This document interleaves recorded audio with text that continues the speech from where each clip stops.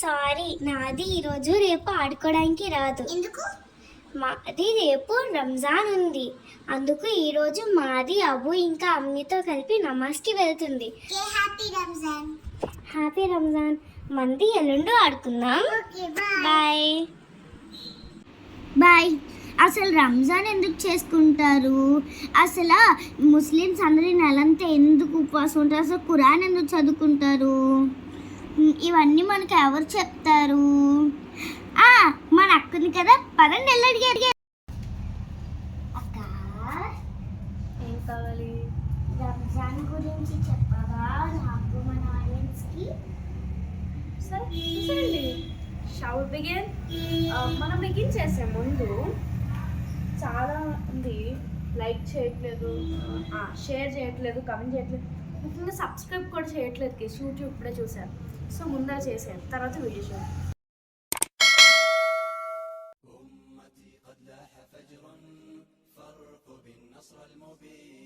మనం రమదాన్ ఎందుకు సెలబ్రేట్ చేసుకుంటాం? చెప్తా విను.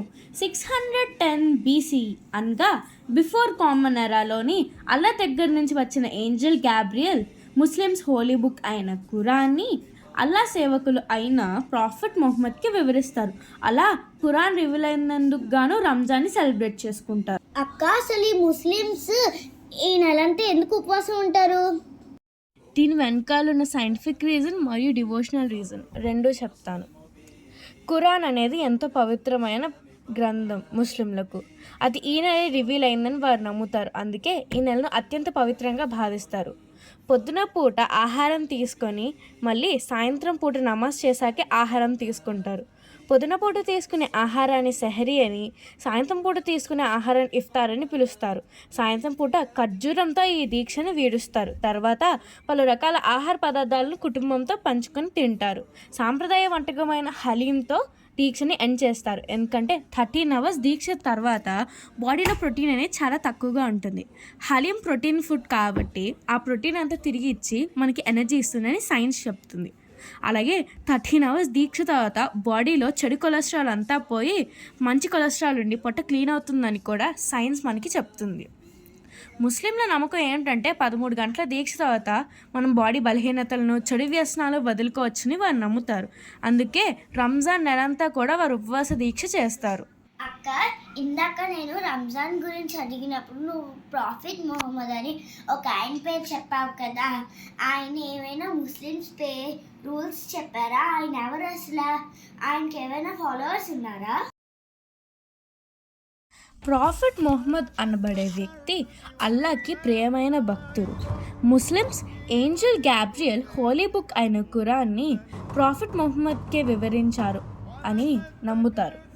ప్రాఫెట్ మొహమ్మద్ చెప్పేవాడిని అనుసరించే వాళ్ళనే ఖరీఫ్స్ అంటారు. వీరే మొట్టమొదటి 10 ఖరీఫ్స్. ప్రాఫెట్ మొహమ్మద్ ముస్లిమ్స్కి 6 రూల్స్ పెట్టారు. రూల్ నెంబర్ 1, ఇతరులు ఎవరైనా ముస్లింలను పలకరించినట్టయితే వారు అస్సలాం అలైకుం అని తిరిగి పలకరించాలి. 2, ఇతరులు ఎవరైనా సరే ముస్లింలను ఆహ్వానించినట్టయితే ఖచ్చితంగా వారు ఆ ఆహ్వానాన్ని అంగీకరించాలి. రూల్ నెంబర్ 3, ఇతరులు ఎవరైనా సరే ముస్లింలను సలహా అడిగితే ఖచ్చితంగా వీరు సలహా ఇవ్వాలి. 4, ఇతర ముస్లింలు ఎవరైనా సరే తుమ్మి అల్లాని ప్రార్థించినట్టయితే ఇతర ముస్లింలు కూడా యహ్రాముక్ అల్లా అని, అంటే అల్లా మీపై జాలి చూపు కాక అని వారు కూడా ప్రార్థించాలి. 5, ఇతరులు ఎవరైనా సరే ఎవరికైనా సరే జబ్బు చేసినట్టయితే ఖచ్చితంగా ముస్లింలు వెళ్ళి వారి సానుభూతిని తెలపాలి. ఇక 6, ఎవరైనా సరే చనిపోతే ముస్లింలు ఖచ్చితంగా వారి ఫ్యూనరల్కి వెళ్ళాలి. ఇస్లాం అనేది ఒక ఫాస్టెస్ట్ గ్రోయింగ్ రిలీజియన్. ఇప్పుడు అసలు ఇస్లాం అనేది సిల్మ్ ఆర్ సలాం ఏంటంటే శాంతి అనే వర్డ్ నుంచి వచ్చింది. ఇస్లాం ఒక ఉత్తి మతమే కాదు, ఒక కంప్లీట్ వే ఆఫ్ లైఫ్. ఇస్లాంని అనుసరించే వాళ్ళని ముస్లిమ్స్ అంటారు. ముస్లిమ్స్ అంటే దేవుడి సేవలకై ఎప్పుడూ తపన పడేవారు అని అర్థం. ఇప్పుడు ప్రపంచంలోని 1.8 బిలియన్ ముస్లిమ్స్ ఉన్నారని ఒక సర్వే మనకి చెబుతుంది. ఎప్పుడైనా ఒకసారి మక్కా మదీనా వెళ్ళాలని ఉంటుంది. అక్కడ ఇంపార్టెంట్ ప్లేసెస్ ఏంటి, అక్కడ అసలు ఎలా ఉంటుంది, దాని స్టోరీ గురించి నాకు చెప్తావా?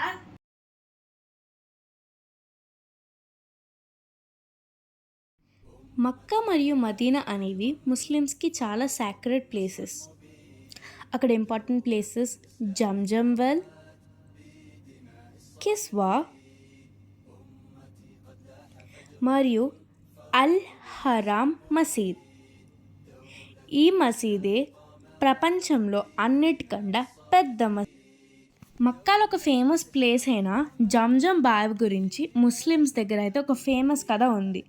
ఏంటంటే ఒకసారి ఒక తల్లి కొడుకు ఎడారి ప్రాంతంగా ప్రయాణిస్తూ ఉంటారు.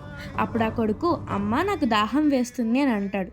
ఆ తల్లి మొత్తం ఎడారి అంతా వెతుకుతుంది అని ఒక్క నీటి చుక్క కూడా దొరకదు. ఆ తల్లి అప్పుడు అల్లాను ప్రార్థిస్తుంది. అల్లా వారి ప్రార్థన ఆలకించి 4000 సంవత్సరాల క్రితం ఒక నీటి ఓటను సృష్టిస్తాడు వారిద్దరి కోసం. ఆ నీటి ఓటే ఇప్పుడు మనం చూస్తున్న ఈ జంజమ్ బావి. జంజమ్ బావిని దర్శించుకున్న ప్రతి ముస్లిం ఇక్కడ నీటిని తప్పకుండా తాగుతారు.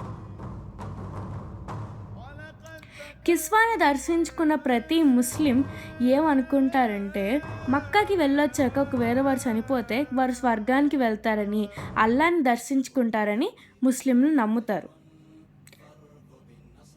ముస్లిమ్స్ మరో నమ్మకం ఏంటంటే రంజాన్ నెల అంటే ఈ నెలలో ఎవరైనా చనిపోతే వారు అల్లా దగ్గరికి అంటే స్వర్గంలోకి వెళ్తారని కూడా నమ్ముతారు. వారు క్రమం తప్పకుండా చనిపోయిన వారి కోసం నమాజ్ ఖచ్చితంగా చేస్తారు. మా అక్క చెప్పిన ఈ వీడియో మీకు నచ్చినట్లయితే లైక్ చేయండి, షేర్ చేయండి అండ్ కామెంట్ చేయండి. సబ్స్క్రైబ్ చేసుకోండి మా ఛానల్కి. లాట్స్ ఆఫ్ కథల్ అండ్ కపలి డిగ్రీస్. బాయ్.